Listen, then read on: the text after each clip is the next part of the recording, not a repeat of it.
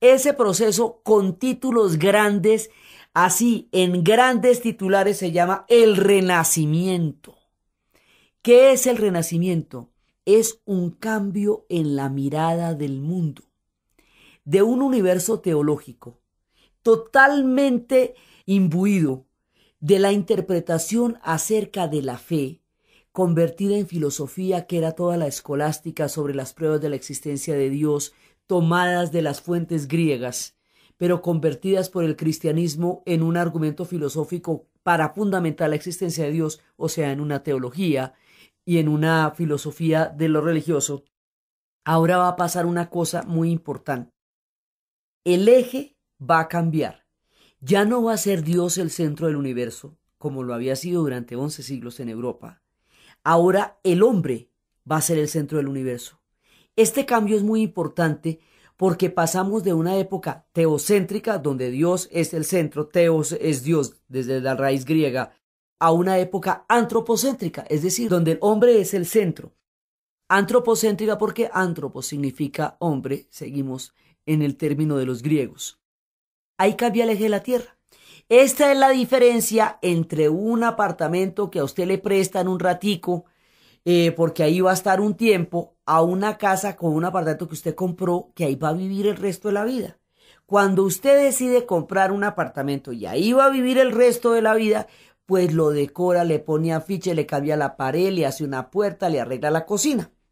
Si en esta vida solo estábamos de paso, como sucedía en el imaginario de la Edad Media, si solamente estábamos en una etapa temporal mientras íbamos hacia el otro mundo, hacia la vida eterna, que era donde realmente iba a suceder el mundo espiritual, entonces en el mundo material no era necesario pararle tantas bolas porque era temporal.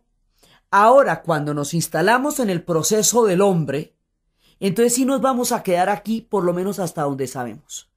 Nadie niega la vida eterna ni nada de eso, pero es que no sabemos eso dónde queda todavía, así que vamos a vivir aquí, el aquí en este momento. Por eso el hombre va a ser, según lo dibujará el gran Da Vinci, la divina proporción.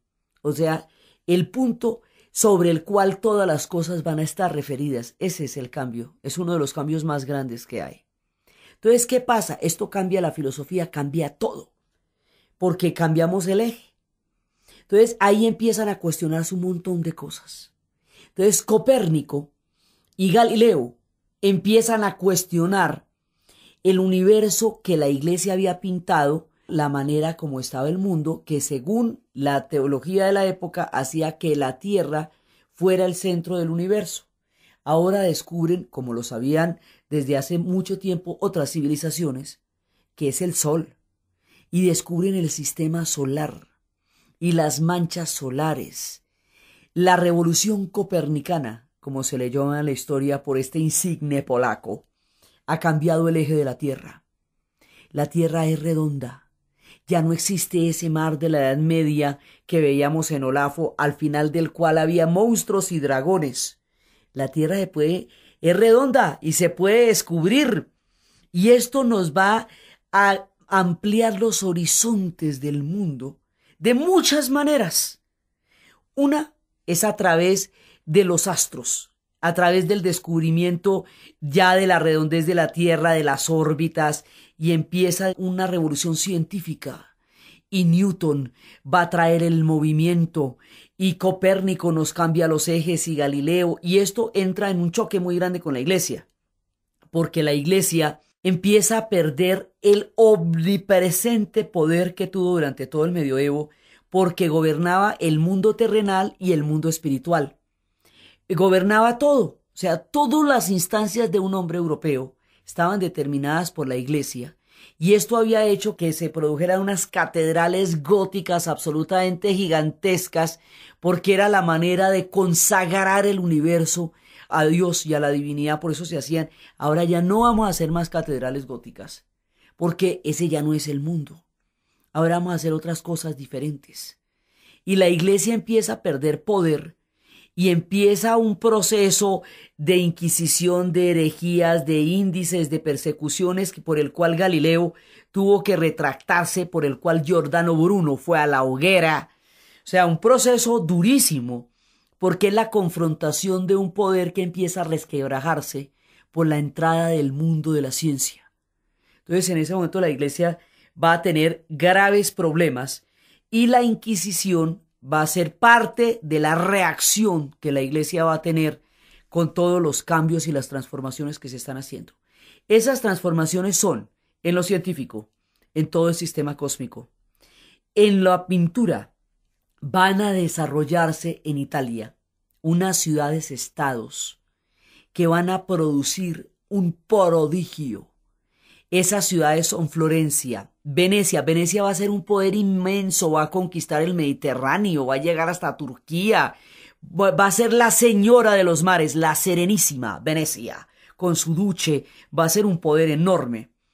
Estas grandes ciudades, Florencia, Venecia, todas estas grandes ciudades van a producir un fenómeno artístico en el cual, a medida que vaya bajando un poco la intensidad del poder de la iglesia, se van recuperando los textos originales de lo que fue la época de Grecia y Roma.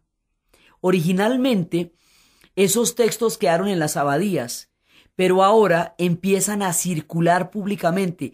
Antes la iglesia había interpretado el mundo de la antigüedad de acuerdo con el pensamiento cristiano. Ahora vamos a tomar el mundo de la antigüedad directamente como era, directamente. Y al tomarlo directamente como era, vamos a tener fuentes que nos permitan mirar muchas otras interpretaciones. La puesta en escena de la antigüedad en esta nueva época es lo que se llama Renacimiento, y el fin de la Edad Media, porque ¿qué llamábamos Edad Media? Entre la época de Grecia y Roma y el Renacimiento, lo que sucedió entre los dos. Así es como los europeos establecieron su historia. Entonces por eso se llamaba Edad Media, porque uno dice entre qué y qué. Entonces Grecia y Roma resurgen de las cenizas del tiempo en que los habíamos dejado y ahora cogen una fuerza increíble y sus ideas vuelven a iluminar el mundo como lo hicieron en la antigüedad, porque las ideas tienen desarrollos maravillosos, pueden volver a aparecer, pueden adelantarse a las épocas, viajan las ideas en la tierra y no sabe uno cuándo las vuelve a encontrar. Entonces salen estas ideas y sale la pintura, y entonces ya todo el tiempo en que los santos estaban totalmente vestidos, vamos a volver al desnudo de los griegos, porque como la figura humana es el centro de la jugada, entonces ahora volver a hacer esta arte del desnudo se va a convertir en un furor y nos va a llevar a la genialidad increíble de Miguel Ángel. Y nos va a llevar al David y a la Pietà. O sea, no se está descartando el mundo místico, pero se está dando una mirada también desde otras perspectivas. El poner al hombre como el centro del mundo también nos lleva al humanismo, a darle una dimensión humana, más que una dimensión divina, una dimensión humana. Y esto lleva al arte. Y va a haber mecenas, va a haber casas dinásticas que van a apoyar. El apoyo de los Médicis al arte va a hacer que el Renacimiento tenga una financiación permanente y que estos grandes artistas tengan solucionado el problema de la comida y puedan pintar el techo de la Capilla Sixtina en la agonía y el éxtasis. Sí, porque hay todo eso, porque se produce un florecimiento impresionante. Entonces el Renacimiento uno lo ve fundamentalmente en la pintura, porque es ahí donde es más vistoso, más maravilloso. Pero el Renacimiento no es solamente un fenómeno artístico, es un fenómeno integral, que lo que está cambiando es el pensamiento de un tiempo. Las transformaciones acá van a ser vertiginosas.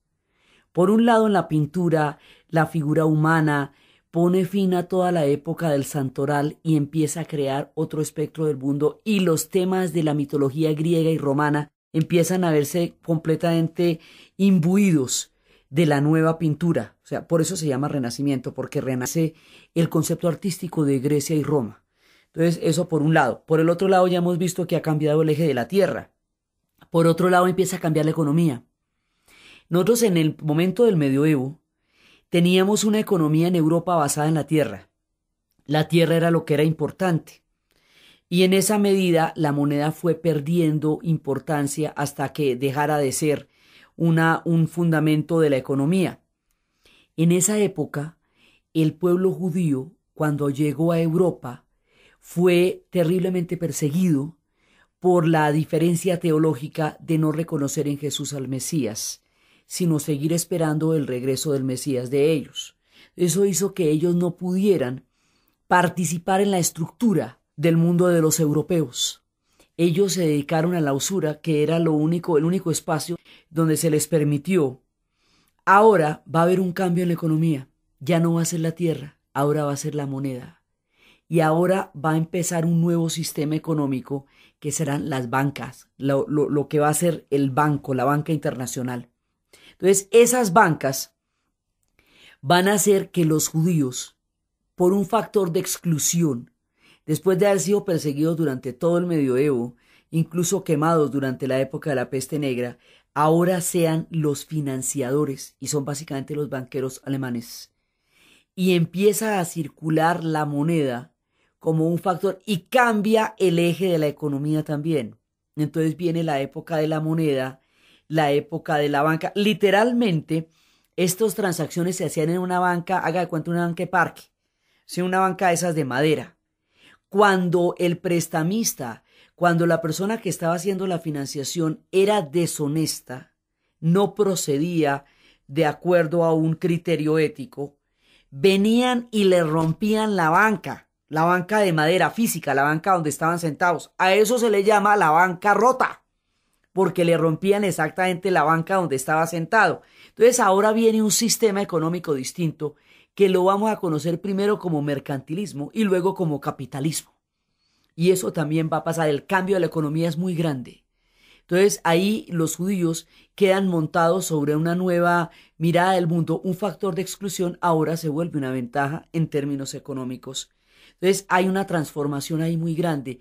Las épocas de las cruzadas, que fueron las que nos habían llevado a un contacto bélico con el mundo de Oriente, por donde se había encontrado el mundo sufi, por donde había entrado la idea del amor romántico a través de las figuras de Leonor de Aquitania. En ese contacto de lo que fueron las cruzadas llegaron los textos de Aristóteles. Y los textos de Aristóteles van a tener todo un fundamento. Y ahora el pensamiento empieza a cambiar. Y la filosofía empieza a cambiar. Y empiezan a aparecer filósofos como Descartes, que lo que va a hacer es una demostración matemática, pero sobre todo racional. O sea, aquí rompemos con la fe como criterio de conocimiento y nos vamos a meter en la racionalidad, en la razón. La era de la razón ha llegado con Descartes y Leibniz y la matemática. Por un lado está Newton desarrollando la física, pero por el otro lado está Leibniz desarrollando la matemática y está también Descartes. Entonces aquí ya empiezan los filósofos franceses a darnos, como en el caso de Descartes, una nueva mirada del mundo, o sea que va cambiando la filosofía, va cambiando la economía, va cambiando la política y nos va a aparecer una estructura nueva que se inventan en Europa que se llaman los estados nacionales.